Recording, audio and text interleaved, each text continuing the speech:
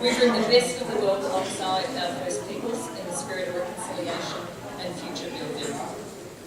Finally, we pay respect to the Baptist pioneers who sacrificially responded to need and established the basis for our living our Baptist ministry and mission in Victoria today.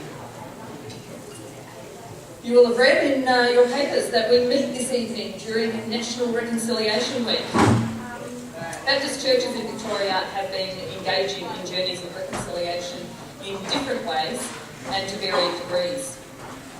If your church has not yet taken steps to develop its own reconciliation action plan, I would encourage you to go back and to consider how you might be able to do that. Our BUV has provided every church with a kit to help them develop a reconciliation action plan, and there are many resources that are available to you to raise awareness and help you to take practical steps to being a church on the journey with our Indigenous Australian brothers and sisters into a reconciled future. Okay, the video now. The time for reconciliation has never been better. When we value our differences and love as the things that we have in common, we can build great relationships. So during National Reconciliation Week, let's reflect on the relationships between Aboriginal and Torres Strait Islander peoples and other Australians. How will you make a difference? Go here and get involved. And that's exactly what we're going to do tonight. We're going to get involved in some of the Reconciliation Week fun. As a movement of people on mission to advance the Kingdom of God, including journeying in reconciliation, we are tonight going to stand and sing together an anthem which speaks both of our nation, this great south land of the Holy Spirit, and our shared future and hope. As a public statement of our commitment to journeying in reconciliation, our massed singing will be filmed and submitted to the Reconciliation Australia Sing Loud event. You will have read something about this in your delegates pack, and we will also be giving you some other resources as you leave tonight. A flyer offering you a high quality, easily accessible resource you can use in your church to begin to learn and walk in reconciliation. I'm now going to hand over to Jude Waldron, who's going to lead us in this singing. well, how about we stand up? That'll be really great. This is our nation. This is your land. We're all dreaming of forgotten past. A kingdom people willing to share this sacred land. This is our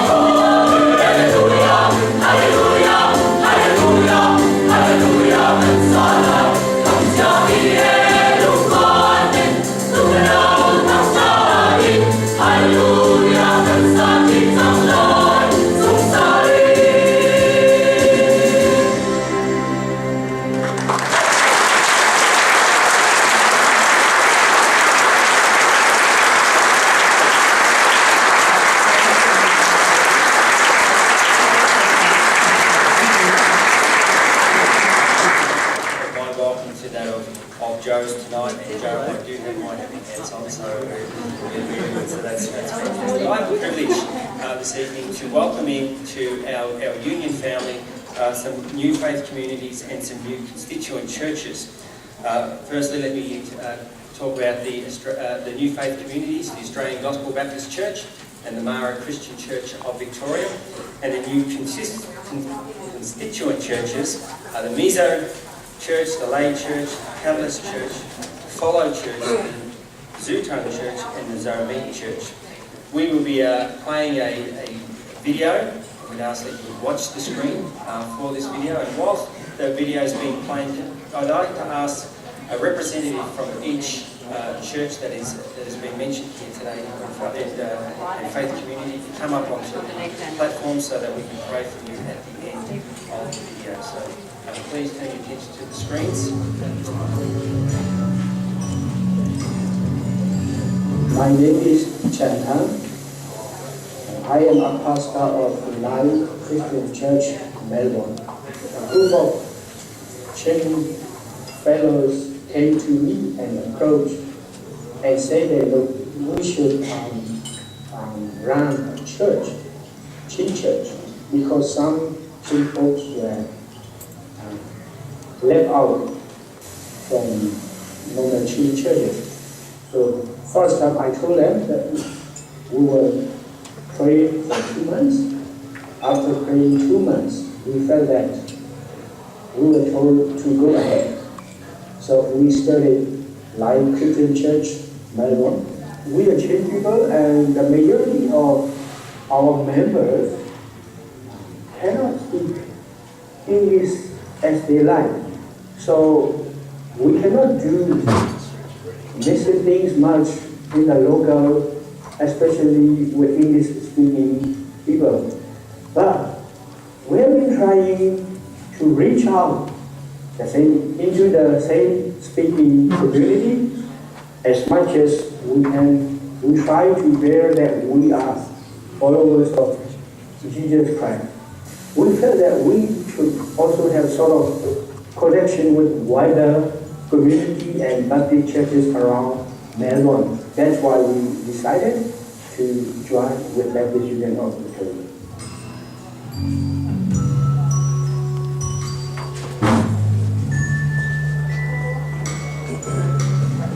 My name is Luke Williams, and I'm the lead pastor of Follow Baptist Church, which is launching in July, on the 5th of July this year.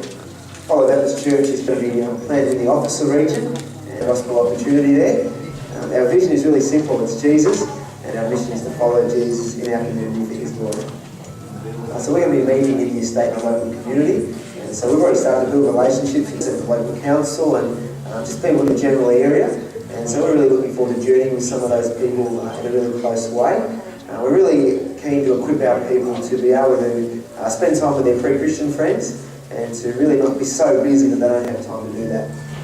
We just think it's great to be aligned with the BUV. They've got a really long and strong history, and also love the fact that they talk about being better together. And so when you're planning a church, it'd be easy just to go out on your own, but I think it's better together. It's great to be able to align with a group of people that are missional and passionate about preaching the gospel and passionate about being creative in the way that they engage with their communities. So we're looking forward to journeying with the BUV and other people that belong to the BUV and encourage one another along the way.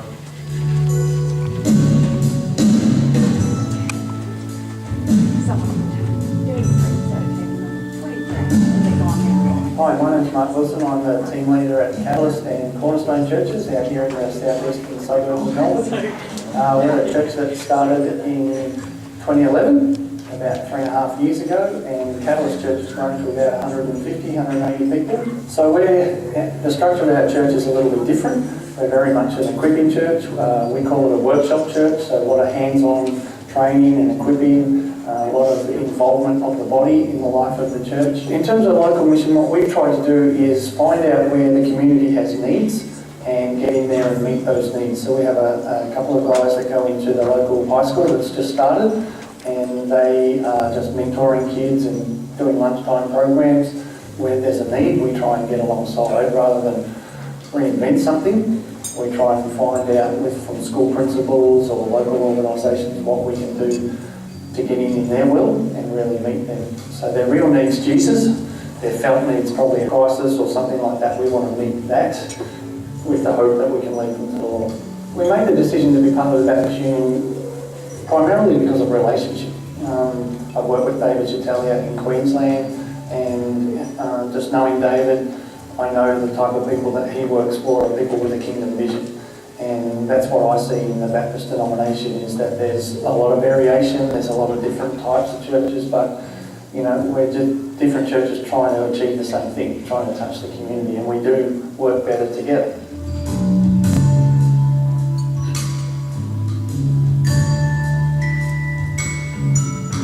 My name is Panja Twale. I'm a pastor of Sotong Baptist Church. Sotong Baptist Church is one of the ethnic church which is based in Sunshine, and we have 40 members, including children. So as a church, we have 3 services. One is on Friday night, that is a prayer meeting, and Saturday night is a Bible study that anyone can come, and Sunday afternoon we have a worship service and a fellowship. The church is very committed to serve those people who are in need within the community and even back in overseas. Sometimes if someone needs financially, then we help financially, and sometimes in spiritual life, sometimes in physical life, or those things. Sometimes when they have a problem, then we help them and pray for them and support them and lift up their spirit. We choose the Baptist Union because we feel that we are safe and secure to be a part of them, and we would also like to have a fellowship with other Baptist churches and the people around.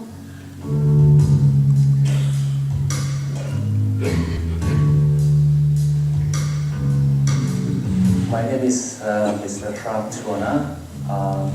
You can call me Chuana. So I'm from Melbourne Missouri Church, and I'm a chairman of the church by God's grace.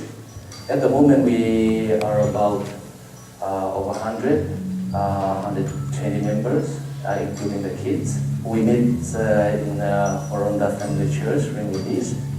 Our service on Sunday at 2:30 p.m. Now we have every Friday service in the evening about 7. The 2 Fridays are taken by the women's group, and then the other 2 are taken by the youth. At the moment, we are supporting 6 missionaries in Burma and 2 missionaries in India. Being a migrant group is like being in the dark, you know. We need guidance. So as we came to Australia, as we started the church, we came to know about Baptist Union.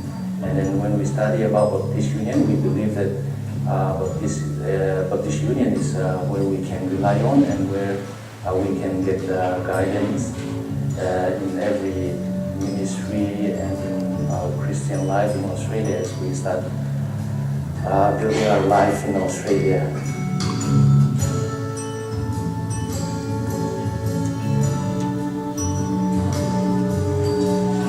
My name is Nang Lamtu, and my family name is Sikti. And when we came here, we arrived here, we decided to establish the ZBC Church. And now we are 71 members and 21 households. Our church main service is 12 every Sunday. We have church executive committee, women department, youth department, and Sunday school. We have every Saturday morning, we have church prayer time. When we establish in this ZBC church, we went first to do the mission. And after we start, we contact to the Burma Penny Baptist Convention mission, and we connect with them and we support one missionary for mission field. We are all Baptists in our country, well, all Baptist background in our country, and we have to connect 100% with Baptist women. And we decided and we pray and we pray to God and we start in the church.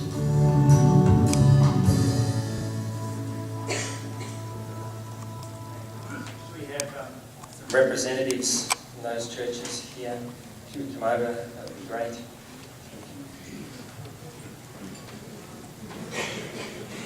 One, are the Lord of the church and the one who builds your kingdom here on earth. We thank you that you have called these churches and faith communities to be part of the Baptist Union of Victoria family, and we warmly welcome them. The Australian Gospel Baptist, Follow Baptist Church, Zotang Baptist Church and Zomi Baptist Church. By your help to be the light of Christ in their neighbourhoods, helping them to bring hope, peace and the life-changing news of Jesus Christ to their local communities where you have placed them. We pray your blessing upon them in Jesus' name. Amen. Thank you.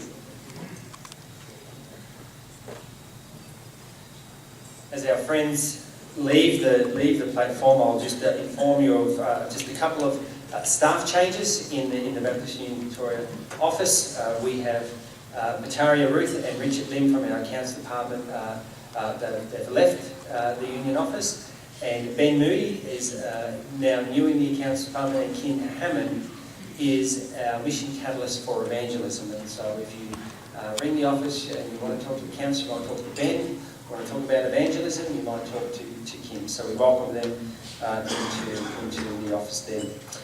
We have a large number of ordinands coming up for ordination later this year. We actually have 14. So it's quite a big number. There will probably be 2 ordination services in October. You'll see their bios and in the delegates pack, and also the annual report for 2014.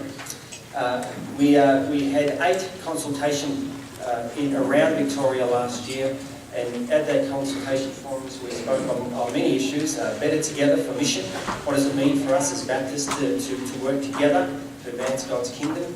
We spoke about issues of mission and spiritual vitality, affordable housing and mental illness. And the idea of these consultation forums was that they would feed into our delegates' dinner conversations, which they did. We had many conversations around these particular issues and the outworking then throughout union life, and some of the things have been input into our system over the last little while, and will continue to be into the future.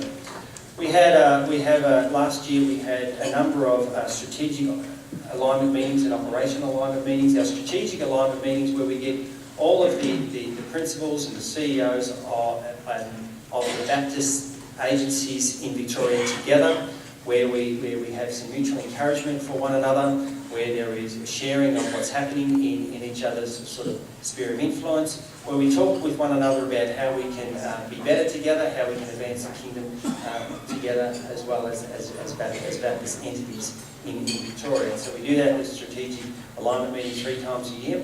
And the operational alignment, slightly different. We have still many of the leaders of our agencies come along to this, but it is primarily for those agencies that are interacting with churches on a regular basis, and so that we can share with our various perceptions of what's going on in the life of the church, what we're doing in the life of the church, some of the things that we need to be discussing together, how we can empower and resource churches better together. So we have around about 3 of those meetings as well. So 6 meetings all up of the various groups coming together, seeking about how we can work together, understand each other in order to broaden not just what we do, but our influence within our unity of agencies. In addition to that, we have supported many church plants in 2014, Eaglehawk, New Hope Persian, New Hope Croydon, the Church Next Door, Catalyst Cornerstone, Friends of Business, which is a different type of church in the sense of folks who are released from jail, have no place to go, find it difficult to fit in, and we work in conjunction with the Churches of Christ in that church plant. The Follow Baptist Church, which we've heard a little bit about tonight, that's be launching later this year. St Albans, which is launching as well, and Now and Not Yet, which you've heard much about. And so they're the church plants that were supported in 2014. And around about 80 churches were engaged with the BUV Church Health Team. And the BUV Church Health Team are doing a pretty amazing job, really just getting alongside leaders of churches, pastors of churches, and building the capacity of churches where they're at, helping them to think more missional, helping them think about their systems and their structures and the way they go about being the church and what it means for them to be healthy. And out of the vast majority of the work that our church health team does is around vision, helping churches with vision casting, around governance, some of the governance stuff, around how they can equip and empower leaders, have good systems and structures, and a little bit of their work is dealing with conflict. And it's really great that just a little bit of their work is dealing with conflict, and a lot of their work is focused more on capacity building. So that's fantastic. They've been doing a great job. Our other teams, the pastoral support and development team, are constantly, day in and day out, engaging with pastors, helping pastors to mature, to grow, to develop, encouraging them, supporting them in their daily needs and struggles as well. So lots of good things happening in and throughout the Union in 2014, and I really encourage you to follow that link to our annual report and to read it and to digest it. And if you have any queries or questions, then you may want to contact the appropriate people in the Union office to speak to about those things. I'm going to hand over to Ian Southwood, who will talk to you a little bit about our finances. I'm just going to give a really high-level overview to give people a flavour of what we have going on in our finances.